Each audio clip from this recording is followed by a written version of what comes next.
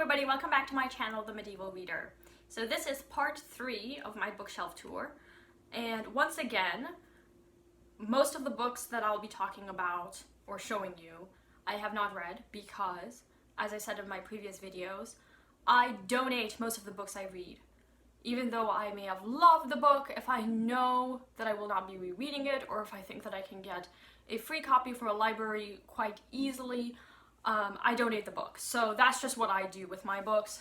So that's why most of the books on my shelves I have not read, save my French works. Those I have read many of them, and that was the last video. So I don't know whether this will be the last video or if there will be another one. We have quite a few books here, so I'm just going to begin. These are not in any kind of order. This is just what I have here, and I have some bins where I'm putting the books away. Okay, let's begin. So I have, let me find the title of this. I have De Senectute by Cicero. This is Cicero's writings in Latin. I got it because I am practicing Latin, trying to learn more vocabulary, and I realized that I'm very behind and I need to catch up. So this was quite cheap at a bookstore, so I got this. I have The Miniaturist by Jessie Burton. This is historical fiction set in 17th century Holland, and that's all I know about this. I really have gotten into historical fiction, particularly historical fiction in periods that I am more familiar with. Now, I don't know Dutch history much, but 17th century I do know a bit about, so I do look forward to reading this, and I do know that there is a Masterpiece Theater miniseries of The Miniaturist, so maybe I'll be able to watch that afterward. Room by Emma Donoghue. If you notice, I read more than half of this book, and I really enjoyed it while I was reading it. I was very moved by it, and then for some reason I put it down and never picked it up again. So I really would like to reread it, because I want to always, you know, when I've abandoned a book for this many months, I think it's been over a year since I last picked up this book, I want to reread it, finish it, and then watch the film, which I've heard is brilliant. Room is about a young boy. Actually, the boy is the one who narrates this. I think he's 5 years old. His name is Jack, and he has grown up. I mean, he's actually lived his entire life in this very small room, and the room to him is the entire world. It is a book that deals with some very, very hard-hitting issues, and I was really moved by it, but then have not picked it up since. The Sparrow by Mary Doria Russell. How many people chose this book for the reading rush because it has a purple cover? It's just, it's chunky. But this is a book about Jesuits in outer space, and I haven't read it yet. I feel like this would be totally up my alley, and everybody raves about this book, so I do hope to get to it. Atonement by Ian McEwan. I think this is the movie cover. I have never read anything by McEwan, but Atonement seems to be one of his more famous books, and there's a film, so I got this. I think this was like $1 or something, so of course I was gonna get it. This biography of Oscar Wilde by Richard Ellman. Look how big this book is. It is, let's see, it's 600 pages, but it's like 600 pages of extremely small font. So it's probably like 1,000 pages. It has nice pictures in the middle, photos of Oscar Wilde. I grew up reading Oscar Wilde's fairy tales, and that is really the only thing I've read of his, but I loved them, and I just, you know, what I know about him just really fascinates me, and I want to know more, so this biography. Between the Acts by Virginia Woolf. I have read Orlando, Mrs. Dalloway multiple times, and I think that's it. Have I read anything else by her? No, so I really do want to read more. Everything I've read by Virginia Woolf I have loved so far. Mrs. Dalloway is one of my favorite books of all time, so I do want to read more. And then there's The Waves by Virginia Woolf, which is one of her most famous works. So, because it's set at sea, I mean, it says waves, and I love books where water features. I just love it. So, I think that this could be great. Grendel by John Gardner. I just finished rereading Beowulf, but this time in the Seamus Heaney translation for the Reading Rush. And Grendel is the story of Beowulf told from the perspective of the monster, Grendel, whom Beowulf kills. I don't think this is a spoiler. I feel like, yes, Beowulf kills Grendel, and this is told from the perspective of the monster. The Old Man and the Sea by Ernest Hemingway. Books set at sea are just up my alley, so I have a feeling that I'm gonna actually like this book, but it is a very controversial one. I feel like people either love it or they despise it. I wonder where I will fall on this. I'm hoping that I will love it. What Are We Doing Here? Essays by Marilynne Robinson. I have read a lot of things by Marilynne Robinson. I do not always agree with her, but I just love her take on a wide range of issues. She also is someone who really insists on people reading your primary sources, and for her it's John Calvin, whom she feels is always villainized, but people don't necessarily read him. And as someone who does work partially in Reformed history, I definitely agree. I just like her takes on things, and I really loved Gilead. This will be my third essay collection by her.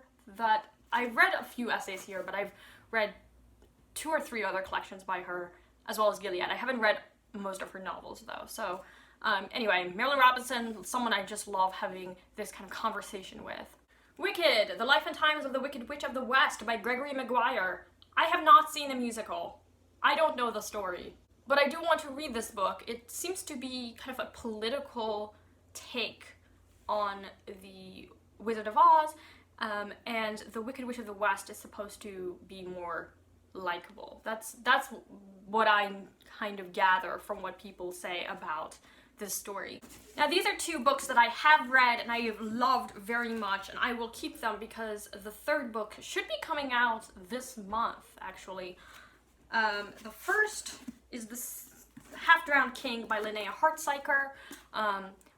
This book is a historical fiction set in the Viking era. There's Ragnvald Eidsteinsson, who is trying to win back his own fatherland, and his uncle is the villain, and so he is being attacked by his uncle and his allies. And then he has a sister named Svanhild, and we follow her story as well. And I just love this series. If you like Game of Thrones, which I've never seen Game of Thrones, and I don't think I'd ever want to read the Song of Ice and Fire or anything, but this is violent, okay? So this is pretty raw in its presentation of the period. But women are not props, and this is what I love about this series. So the sequel is The Sea Queen by Linnea Hartziker, and then I don't know the name of the 3rd book, but I believe it is coming out this month. Chronicles of the Crusades, Joinville and Villehardouin. So this is 2 works. So this is The Conquest of Constantinople by Villehardouin, and The Life of Saint Louis or Saint Louis by Joinville. So these are 2 works. One of them is written by someone who was an actual crusader, and one is someone who wrote basically the life of Saint Louis, who was a crusader. And these are in English. I picked it up at a bookstore, and I've been really wanting to read them. I find crusade ideology to be incredibly fascinating, because, again, I really like understanding how it is that people justify violence, and also just see how people contributed to the propaganda around the Crusades. The Picture of Dorian Gray by Oscar Wilde. Yes, I've never read this, but it seems like everyone loves it who has read it, so I should get on that. God, a Biography by Jack Miles. So this book looks at the character, so it looks at God as a character in a book called the Bible, and analyzes the character of God. I think this is such an interesting premise, and I hope that it is well executed. The Chocolate War by Robert Cormier. So, this is a book that, I don't know, if you've been following my channel, you'll know John. I'd made a few videos with him, and he recommended The Chocolate War to me, and I haven't read it yet, and it's this old young adult novel, and it looks great. I should just read it. And again, you know, it has those green ends. Somehow it's giving me this, like, Outsiders feel. If you've ever read The Outsiders, I was assigned it when I was in middle school, and I remember really liking it. It's like about gangs. Okay, I have two translations of Augustine. I have Maria Boulding's translation of the Confessions, and this is the one that I've read from cover to cover a couple times, and I like it. It's a good translation. But I also got Sarah Rudin's translation of the Confessions because it's the most recent translation, and I started reading it and really loved it, so I would like to finish it soon. And kind of talk about it because she makes some very interesting choices in her translation, as she says in her preface, and I agree with her decisions. So, yes, I have both. Part of me thinks that I should probably donate one, but actually, I think I'm going to keep both. Bleak House by Charles Dickens. As I've said before, I like Dickens, so I will read everything by Dickens. Now, as you can see, I've read half of this book. I listened to an audiobook, and then I abandoned it. Dickens, it's true that Dickens requires commitment, because he takes you on these journeys, and he introduces you to all these characters and all these side plots, and, you know, you just can't be bored. So, I got a little bored. But I do want to read this because I've heard it's great, and I know that I sometimes have to give Dickens a couple chances, but then it's always worth my time. East of Eden by John Steinbeck. Have not read this, and again, it really, really appeals to me. This is the only Steinbeck I've ever read is Of Mice and Men, and that devastated me. I was crying 10 pages before the end of that book, and I was hysterical. I mean, this was ugly crying. I was about like 14 years old, and my mom recommended the book to me, and I was devastated. So I know that I'm going to have some emotional preparation before I read this, but this seems to be one of Steinbeck's most famous works, and most people on BookTube who've read it really love it, so I hope I do too. The Burgermeister's Daughter by Stephen Osmond, which is what I'm currently reading. Basically about a woman in the 16th century who was taken to trial by her father and executed. I guess she was a loose woman, so this sounds really, really interesting. This is Emmanuel Leroy-Ladurie The Beggar and the Professor, a 16th century family saga. He is famous for his book Montaillou, which was about Albigensians in the 14th century, but this is about merchants in the 16th century, Thomas Plater, and the Plater family, and seeing the upheavals of the 16th century through the eyes of these merchants. I think it's going to be really great. Ovid's Metamorphoses. I have not read Ovid. So this is a book that I picked up for free, Logical Fictions in Medieval Literature and Philosophy by Virginie Green, and this is an academic book published by Cambridge University Press. Books like these are usually quite expensive, but it was free, and the premise is really interesting. It looks at the philosophy underpinning medieval literature. Okay, I have Gargantua by Rabelais. This is the first of the works about Gargantua and Pantagruel, who are two giants. I talked about the Tiers Livre and the Quart Livre, I think, in the first bookshelf tour. So anyway, this is part of that series. I have La Chartreuse de Parme by Stendhal. Le Rouge et le Noir, or The Red and the Black, was my favorite book of 2018.